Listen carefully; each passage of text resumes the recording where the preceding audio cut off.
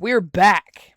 It is UFC recap reaction time. Because earlier today was UFC Fight Night BAKU FIZIEV versus Torres happened earlier today. And now it's over. And I'm here to give you my recap and reactions to it. And boys, I may have jinxed this in the predictions video. I had a midnight of performance. A win some, lose some type of guy. A mid performance. Not the best. We'll go. You'll see as we go. I was coming off like 2 strong weeks, but we're back. We're back to the real world right now, but it's okay. Because this card was fun. A lot of fun fights. Some wild finishes as well. No women's fights. So, it was a good night. We'll get right into it. The first fight was Tahir Abdullayev versus Jefferson Nascimento. This fight pissed me off, dude. They weren't doing anything. Like, the whole first round was them doing nothing. Nascimento, bro's undefeated LFA champion. Bro's just running. Running away the whole time. Just running away. Nothing happening. So, I was like, yeah, he lost the first round. Second round, more of the same thing. So much to the point where Abdullayev, he's like, I'm not doing this. Like, he walks to the center of the cage like, I'm not doing this. So the ref gives Nascimento a warning for not doing anything. But technically, if I'm going to be that guy, well, actually, when Abdullayev was chasing him around, Nascimento would throw occasionally and was landing more. So I actually had him winning round 2, if I'm being honest. I know. Sue me.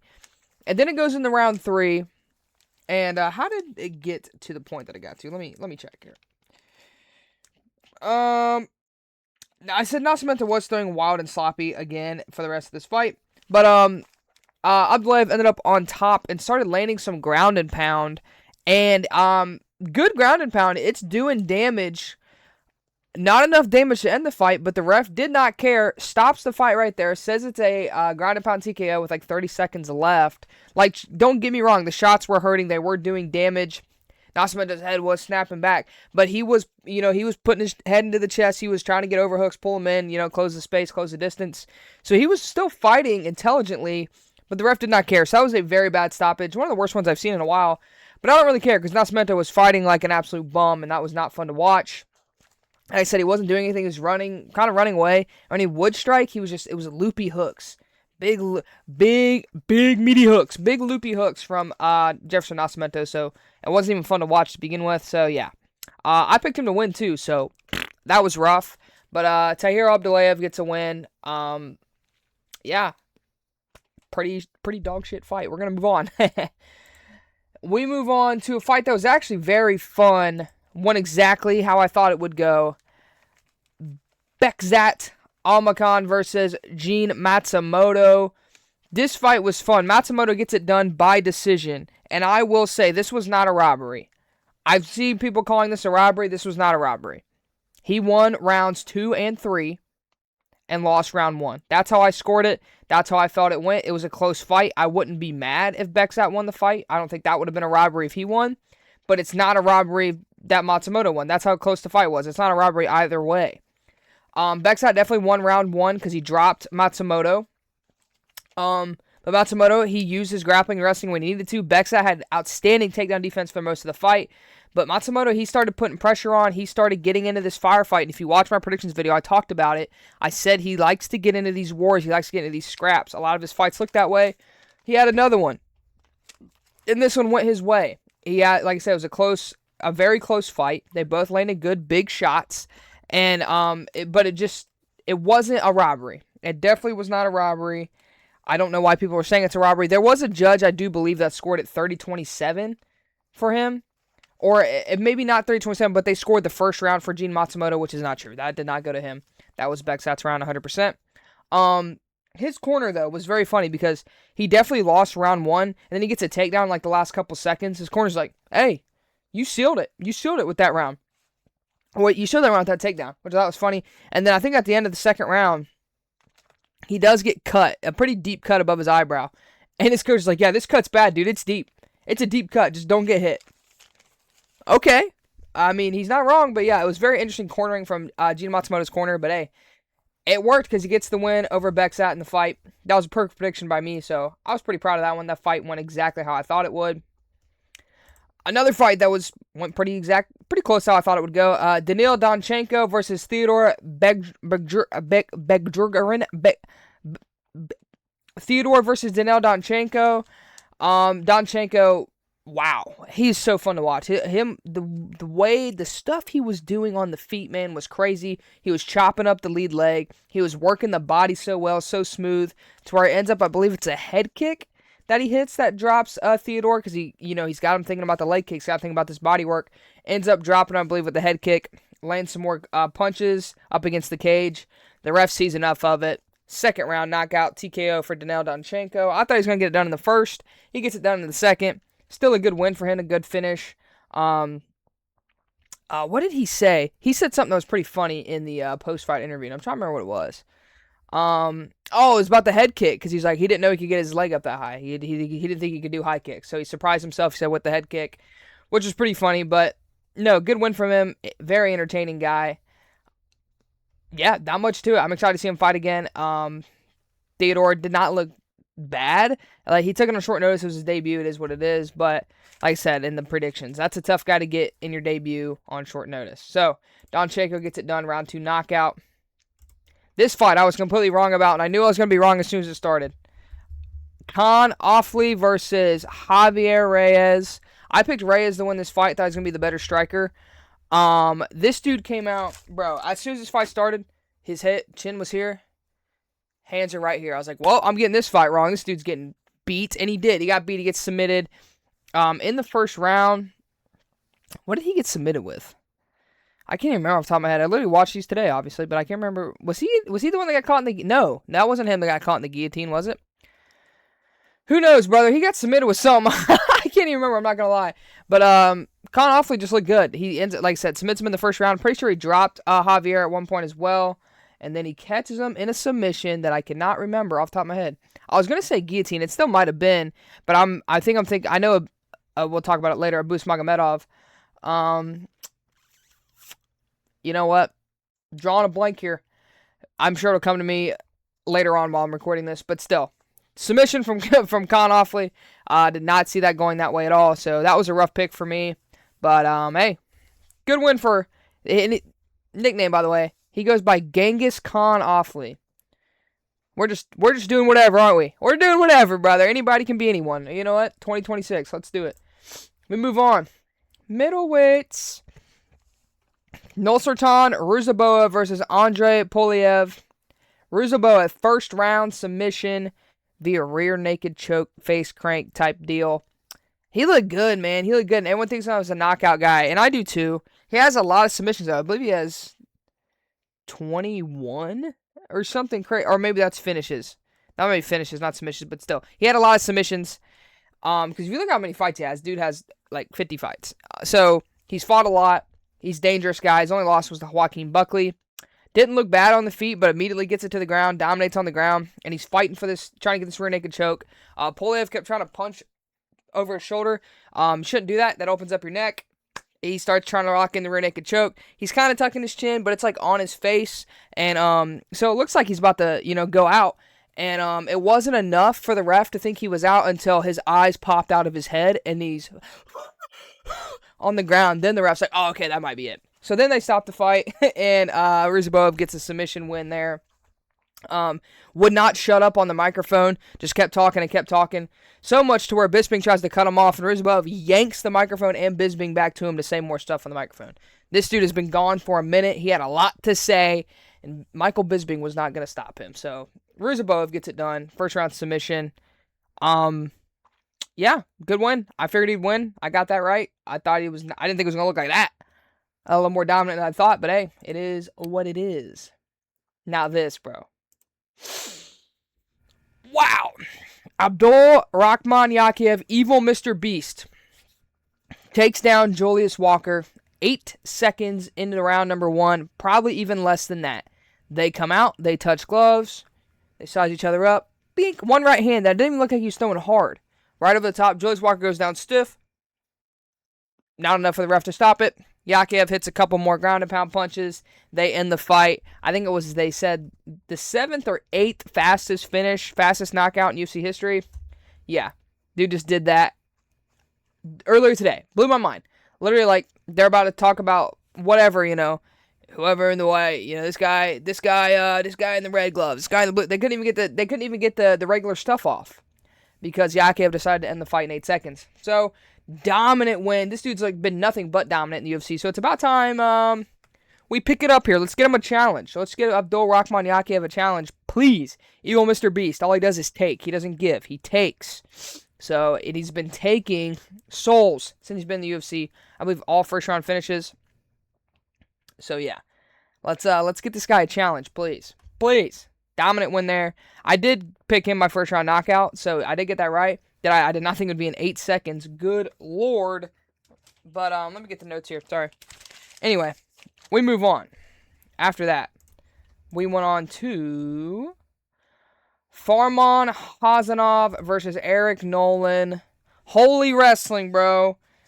So I picked Eric Nolan because I said I didn't know much about Farhan Hazanov, and I was mistaken. He did fight in LFA. I forgot. I totally forgot. That's on me. He went 3-0 in the LFA, to be exact. Totally forgot that he fought in LFA. I don't know why I forgot about that when I was doing research on him. Totally just slipped my mind. I apologize. But he goes out there and he beats Eric Nolan by unanimous decision. Absolute wrestling. I don't want to use the word masterclass, but just beating the crap out of him with wrestling. Nolan was doing everything he could to try to survive, but it got to the point where they were both so tired in the third round. If Eric Nolan would have just had a little bit of energy, he could have finished the fight. He easily could have finished the fight. Farman was so tired from all the wrestling he was doing. But Eric Nolan was just as tired. Couldn't find the finish, couldn't pull the trigger. 30-27. Hazanov wins his debut over Eric Nolan. It is what it is. If he keeps fighting like that, people are going to hate him a lot because that was not very entertaining. So he's lucky he was fighting in front of his people because, good lord, if he was in anywhere else, they probably would have stormed the cage. We move to the main card, where we started with Abus Magomedov versus Mikhail Alexeychuk. Abus Magomedov dominated. That was the best I think he's looked ever or in a long time. This dude looked good on the feet, which I knew technique-wise he was better on the feet than Alexeychuk. I thought Alexeychuk would just be more wild and tag him and catch him with something. Or be able to survive long enough to end up putting him away in the third round or something like that. But Abus looked good. He hits this clean little elbow, like right on the jaw, that drops Alexeychuk. Alexeychuk tries to shoot in. Abus immediately jumps guillotine. I love to see that. But it was a good guillotine. It was locked in. Alexeychuk taps out. He taps out. The ref waits a second, then decides to make it stop. And, of course, that second was just enough for Alexeychuk to pass out. So we've seen roughly 3 dead bodies on this card already. Crazy night. There ain't no rules in Baku. You know what I'm saying? Magomedov, though, like I said, first round finish, submission, looked very good. I did not get that fight right. Abus, I apologize. Abus, I'm sorry. He looked a lot better, like I said, a lot better than I thought he was going to look. This fight was very even in my eyes, so that was, it was up in the air for me. But Abus dominates, looks good, so good for Abus Magomedov. Another fight that looked even in my eyes, but ended up being a domination. Ikram Aliskerov defeats Bruno Ferreira by unanimous decision. Bro was better everywhere, literally everywhere. He looked better on the feet. He incorporated his wrestling very well, was smothering and beating up Bruno Ferreira on the ground. There wasn't much to it, man. I picked Bruno Ferreira. I thought he was going to catch Ikram Aliskerov because he has good power and he hits hard. Aliskerov has been knocked out before, so I thought he'd have that puncher's chance. I thought his grappling would hold up a little better because Bruno Ferreira's not bad on the ground. He's not bad by any means on the ground, so I thought he would hold up a little bit better on the ground than what he did. But no, man, Ikram showed levels. Ikram looked very, very good. I'm very confused on the ranking system because are they using the meta rankings or not? Because in the meta rankings, he's ranked. Ikram Aliskerov is ranked. When they had the nameplates up there, no number next to his name. So is he ranked? Is he not? I don't know what they're doing. The UFC doesn't know what they're doing either. Let's be real. Nonetheless, Ikram Aliskerov dominates Bruno Ferreira. Looks good. Dude, and people forget 2 losses on his record. Khamzat Chimaev, Robert Whittaker. 2 former middleweight champions. You just say former? Yes, 2 former middleweight champions that he's lost to. That's it. That's it, bro. And one of those on short notice to Robert Whittaker when he filled in for Khamzat Chimaev. Full circle. You know what I'm saying? So, Ikram, again, looks good.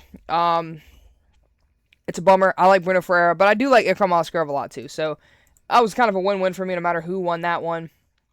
After that, we went to the flyweights.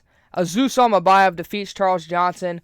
Third round submission. Soliev stretch is what he beats him with, man. And that was crazy.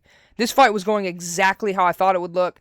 Azusam Abayev was looking good everywhere. It's actually, I don't want to say exactly, because he was even looking better on the feet than I thought he was going to look. He was winning everywhere. He was taking Charles Johnson down. He was beating him up on the ground, smothering him on the ground. And I got to give a shout out to my boy Clayton from Carnage Media, bro. We talked about this on the pod. We talked about how I thought the fight was going to go. We both picked Azusam Abayev to win the fight.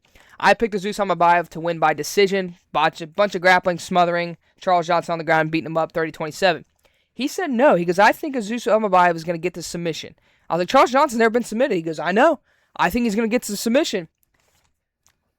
Lo and behold, Clayton was right. So shout out Clayton. Dude knows ball. Check us out on Carnage Media on YouTube.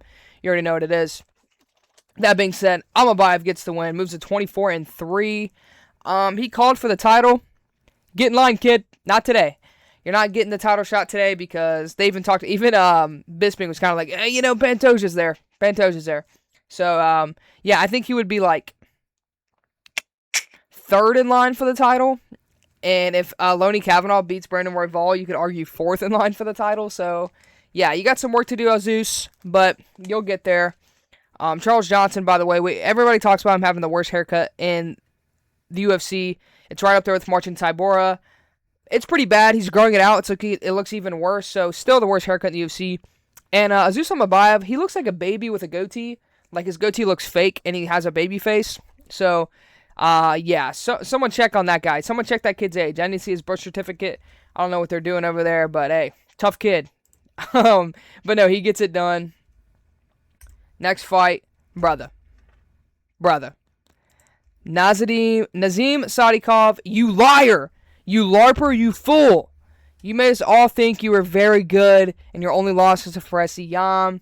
So we're like, you know what, that's an okay loss. He's going to bounce back against Matthias Camilo. Absolutely not. Camilo puts him out in a minute and a half. Like, are we serious? Sadikov, are we serious? You had everyone picking you. You had me picking you as well. Thought this was going to be the bounce back fight. No. Dude LARPed. Dude was LARPing as a prospect, LARPing as a good fighter, and he ends up losing to Matthias. Dude, I don't even want to talk about it. There's not much to talk about. It was a minute and a half. Bro gets put out. Dude gets slimed out. Disappointing. Shout out Matthias. Or Mattheus. Let's move on. Co-main event. Shara Bullet Magomedov versus Michelle Pereira. Bullet wins a decision. This fight shouldn't have been a decision. Shara Bullet, if you're as good as you say you are, you should have been putting this fight away. Very interesting moments in this fight. There was some hair pulling, some eye gouging.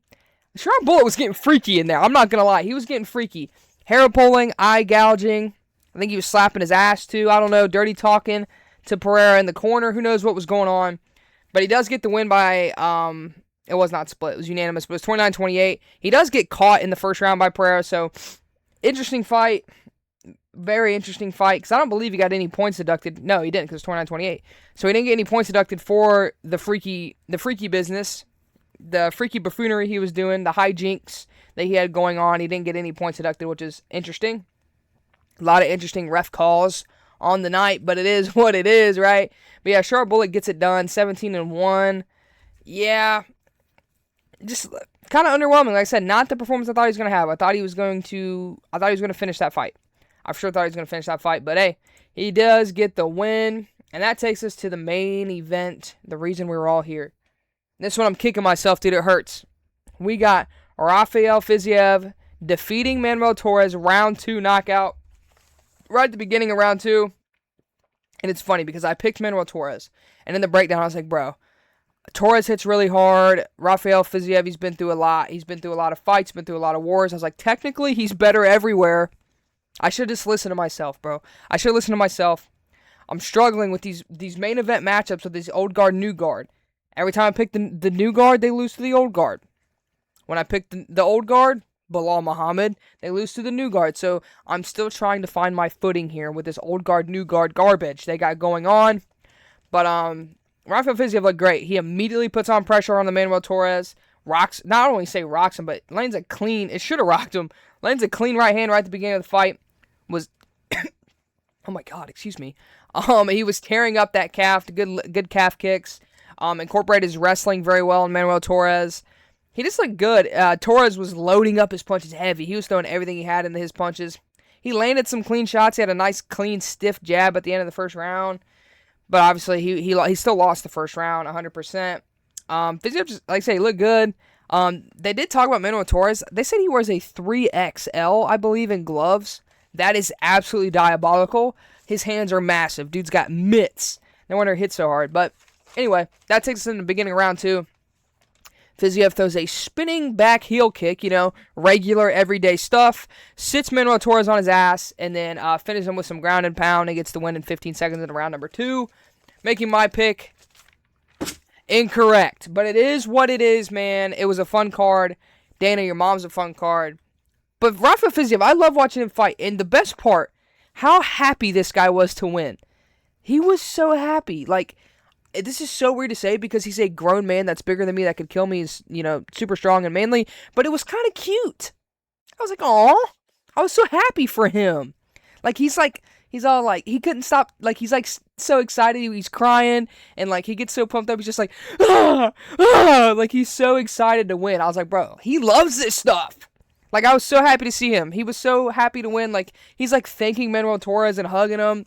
Like, bro was so pumped to win. Rafael Fiziev, bro, I apologize, man. He showed up in his backyard and said, y'all must have forgot. Listen here, young buck. I run this shit. That's what he said. He came in there and he beat up Manuel Torres, bro. Great performance from Rafael Fiziev. Curious to see what to do next with him because he just defended his rank. So does he get his chance to move up the ranks? Maybe he fights like... Well, I don't know what the rankings look like now because they got the meta rankings, but I don't know if they're using the meta rankings. So, like... I think he was 11 is what the UFC was saying. So say he wins that. He won that.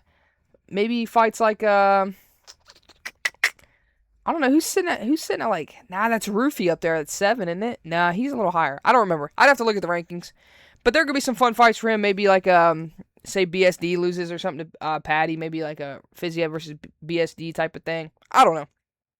Fun matchmaking.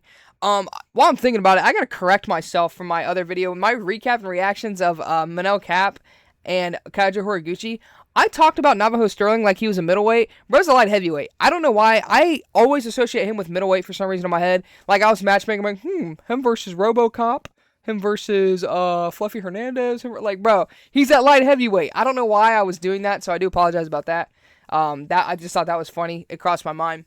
Speaking of middleweight, though, RoboCop, Fluffy Hernandez will be fighting, so we'll get to predict that fight in the future. But anyway, enough yapping. That's my recap and reactions to UFC Fight Night Baku Fiziev versus Torres. Like I said, it was a fun card to watch. A lot of good finishes, a lot of interesting referee calls and moments. But I enjoy having cards this early, bro. I woke up, got some stuff done. 9 a.m. rolls around, watching the UFC. It was done by like 3 something. Like, bro, that's perfect. Like, it's 5 p.m. right now, and I'm talking about this video. This is usually when it starts. So this is awesome. I like it when they're early like this. It's nice. I enjoyed the card. Not the best of my picks. Like I said, it was up and down. It is what it is. We bounce back the next card, because you know what the next card is. Ladies and gentlemen, the next card. Hold on. Before I say anything. Yes, UFC 329, because there's nothing next weekend, because that's 4th of July. That's right. I was confusing myself. But then we go to July 11th, UFC 329, Mcgregor, Holloway 2. We got that. We got BSD and Patty Pimblett, Corey Sandhagen, Mario Batista, Leonard Kavanaugh, Brandon Royval, King Green, Terrence McKinney. Bro, hold on. You know what? Why we're here? Gable Loophole Stevenson's on there, bro. Cody Garbrandt, Adrian Yanez, Luke Riley. Big ups. Robert Whitaker light heavyweight debut, man. Tracy Cortez, Cesar Almeida. Oh my goodness, man. Fareed Basharat, Ethan Ewing, Cody Durden, Ode Osborne. Bro, which I believe I saw something. I'm just yapping away now, whatever. That I think Ode Osborne's out of this fight. I could be wrong. I saw Alejandro Costa post something about fighting short notice on this card, and that would be really the only fight that fits for. Would be that, and I saw someone in the comments be like, yeah, it's him and Cody Durden. Unless, like, he's going to bantamweight and he's going to, I don't know. We'll talk about that when that time comes. Bro, imagine he's, like, filling in for, like, Kavanaugh. All right, whatever. Anyway, that was my recap reactions to that card. Like I said, good card, fun card. Next, UFC 329, we'll be getting a breakdown of predictions for Conor McGregor versus Max Holloway. I'm going to come out with something for this weekend since there's nothing going on. Maybe I'll do another recap reaction to one of my MMA fights or something like that. I think that could be fun. I might do another one of those. I'm going to look to be getting more interviews done soon too. So a lot of good stuff coming up. That being said, thanks for watching the video. Like, subscribe, all that good stuff. My socials will be in the description. Follow those. But Showtime.tv04 like it is here on YouTube. That is the same on TikTok and Instagram with short form content. I'd appreciate a follow and stuff there as well.